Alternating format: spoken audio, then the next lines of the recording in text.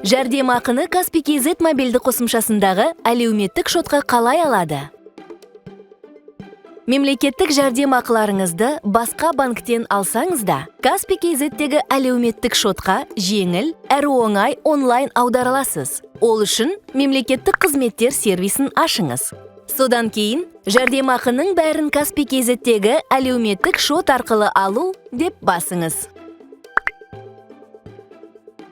Фото анықтаудан өтіңіз. Шотты өзгерту туралы өтінішке қол қойыңыз. Дайын. Келесі айдан бастап, барлық жәрдемақыңызды Каспий KZ-тегі әлеуметтік шотқа аласыз.